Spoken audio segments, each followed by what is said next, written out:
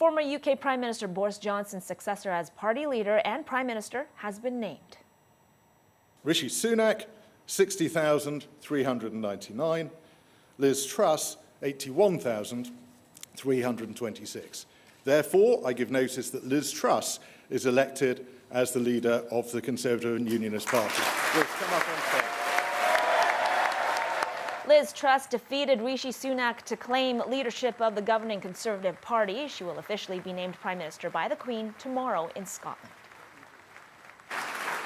Friends and colleagues, thank you for putting your faith in me to lead our great Conservative Party, the greatest political party on earth.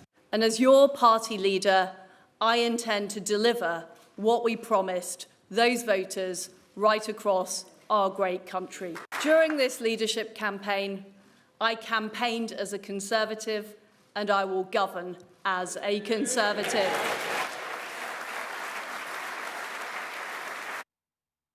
All right, and for more, let's go to CTV's Danielle Hamamdjian. Danielle, first of all, good morning to you. Let's get the reaction from people in the UK today.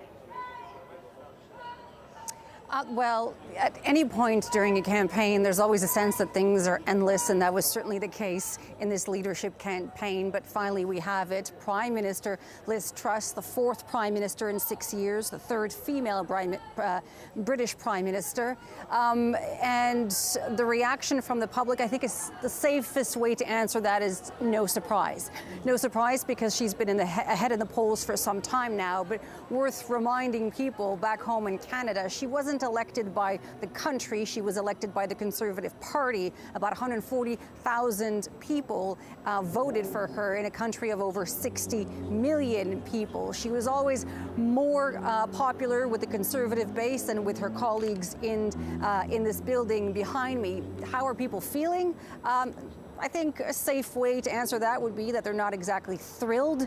Again, she was very popular among the base from the get-go, so it's not really a surprise that she has won after a grueling 6-week leadership campaign, but there is a lot ahead for her. No time for a honeymoon, given everything that's going on in the country and in the world, Lois. Right, and before we get to that, just if you, for context, could give us an idea of what gave her the edge over Rishi Sunak.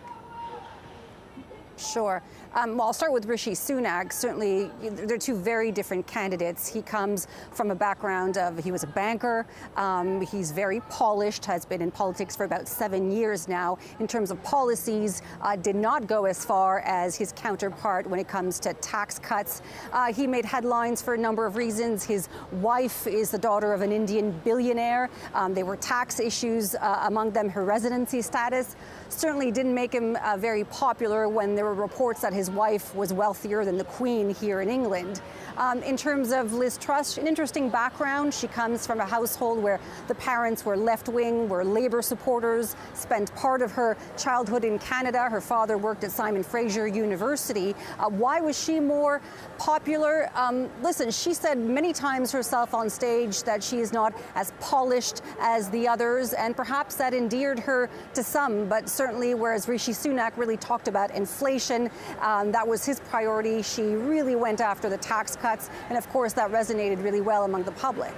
And so what will the first order of business be for Liz Truss? No doubt the cost of living crisis. I mean, we've got home energy bills that are expected to go up to 80% in October, year on year, an 80% increase. I mean, for some families, this will mean, you know, the difference between a cold meal and a hot meal. For some families, this will mean a difference between no meal at all and heating their household. So she has said that will be her priority. She'll come up with a plan during her first week as Prime Minister. What will that plan look like? There's speculation that she will freeze the bills, but we'll have to wait and see. But certainly there are a lot of people calling for a pandemic-style bailout package when it comes to home energy prices. All right, and she will be officially named the next Prime Minister tomorrow by the Queen. CTV's Danielle Hamamdjian. We do have to leave it there. Thank you so much.